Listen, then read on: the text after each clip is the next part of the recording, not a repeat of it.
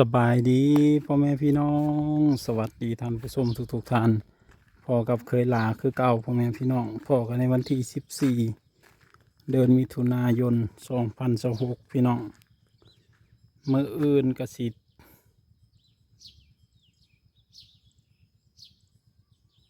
ลกกะถอนกะดำนาพี่น้องแต่ว่าน้ำแห้งหมดแล้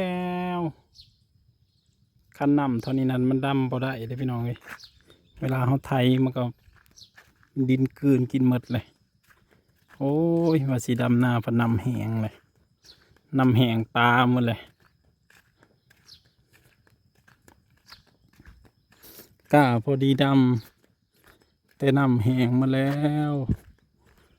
ฝนเอ้ยตกลงมาเด้อตกมาอีกนี่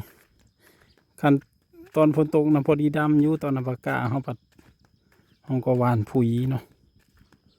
บัดตอนนี้ปัดว่าแห้งมันเลย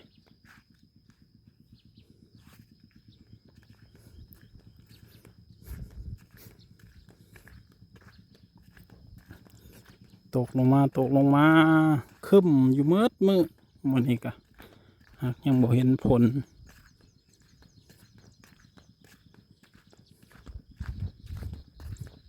ทางลมนี่กะยังเหลือ2-3ให้ซ้ำนี้กับดำบ่ได้ซ้ำนี้กะนี่คือให้ตัวนี้พอดีดำพี่น้อง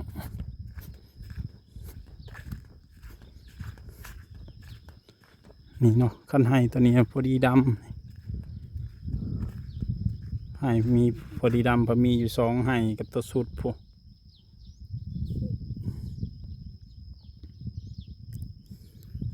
ตกมาอีกแน่เด้อจังสิมีดำ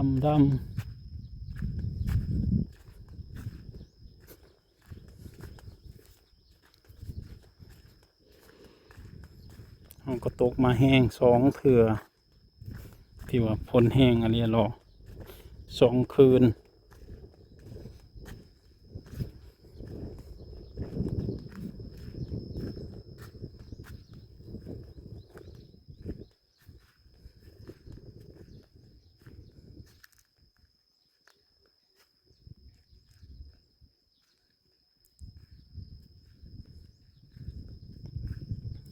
แต่ทางนี้เริ่มแห้งหมดแล้ว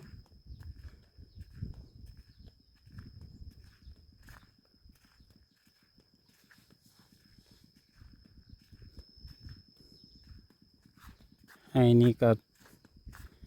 บ่ได้ให้นี่ก็ได้แต่ให้ลุ่มเนาะรอเบิ่งน้ำหน้าพี่น้องว่าสีดำหน้ามืออื่นน้ำพยังเหลือ2-3ให้ยังทำได้แต่ให้นี้ก็ให้เทิง2ให้สำนี้มันก็สิบ่ได้ดำแล้วเนาะนำละให้2ให้พอดีกระเทินนี่ก็แม่นให้นี่มีน้ำคืออยู่ให้ใหญ่นี่ทำได้อยู่น้องอันนี้มืดมือกับบ่แล้วพันบ่มีฮอตน้ำให้นี่ก็ได้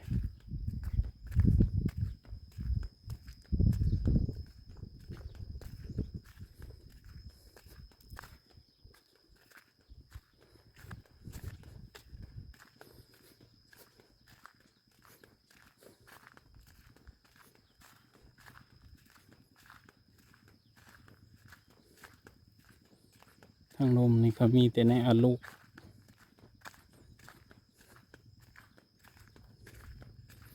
มีแต่ในสนนี่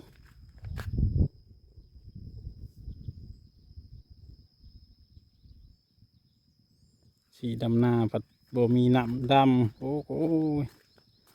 กะเฮาก็สิพอเดือนเลยเมื่อนี้วันที่14ตกกะวันที่22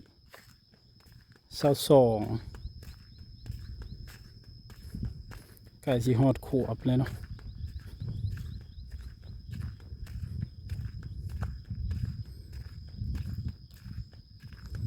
แห้งปลาหมดแล้ว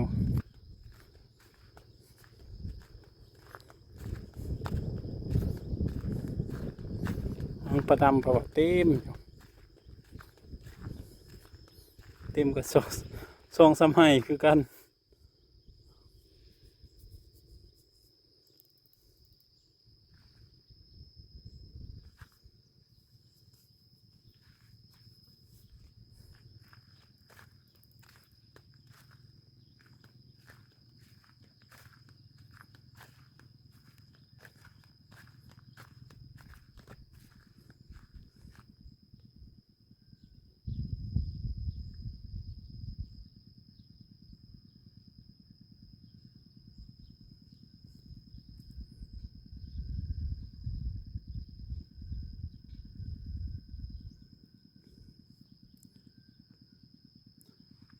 มันนี้ก็คึมแล้วก็ฮ้อนคลองให้ฝนตกลุ่นเบิ่งว่ามันสิตกอยู่บ่ตกมาแน่เนาะเอาแห้งๆซ้ำคืนแรกนะรับรองเลยน้ำนี้ได้ดำแน่นอนเต็มให้เต็มคัน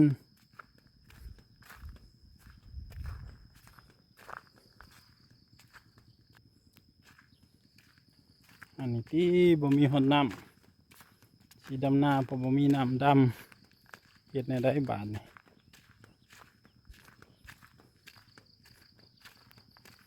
คันจูบกับน้ำมันแพงราคาเขาวบ่แพงมันสิคุ้มบ่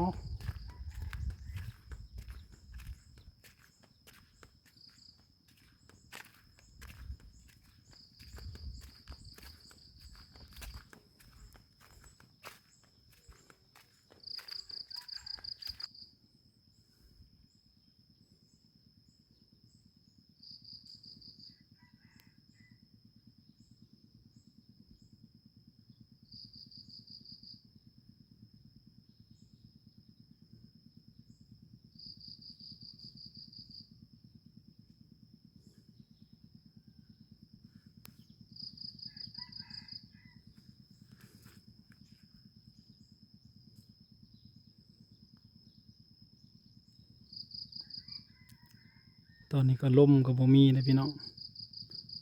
เอาคันบ่ฝนตกก็เอาเฮ็ดออกเห็นแต่ในเฟซเฮ็ดบดเขาเจ้าออกเต็มเลย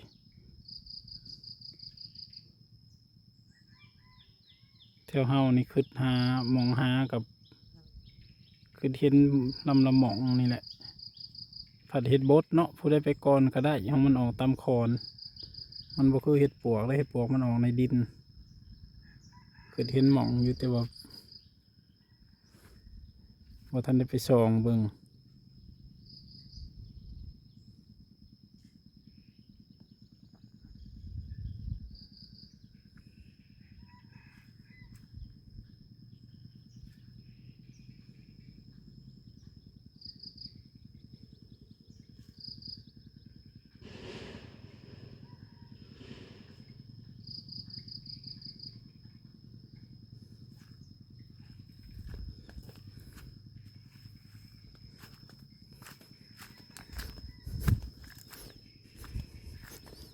ส่องมันเห็ดก่อนจากบาท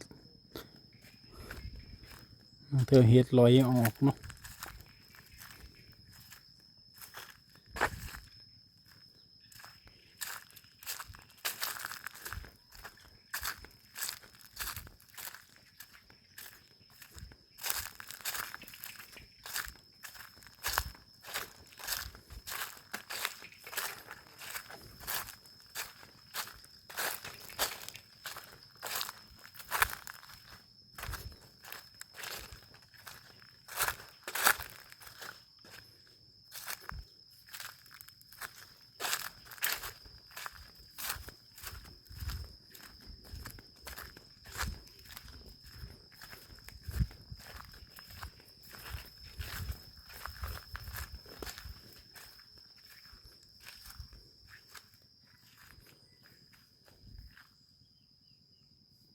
มีจำคือลมที่ออกในกกอกนี่เนาะคือกกอกตายอยู่กระบอก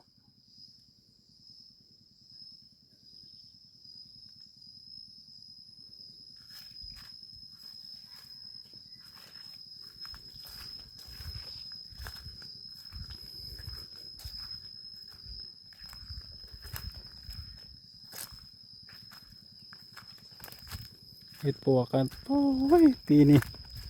น่านออกก็เรียรอพี่น้องเห็ดปวกบานเฮาปีนี้เลาะจนว่าเลาะคู่มือก็บ่เห็นจนเมื่อยแต่เลาะหาส่องเข้าไปคือว่าสีขาวจนพูนกันหญ้าอยู่ก็เงียบใส่หม้อย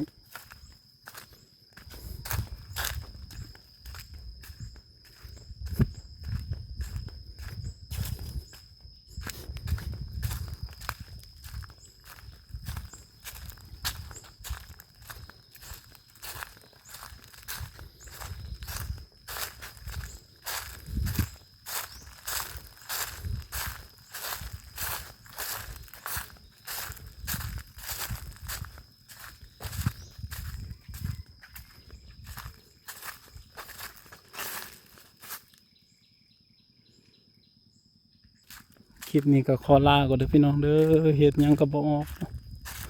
ขอบคุณทุกคนที่ติดตามรับชมพี่น้อง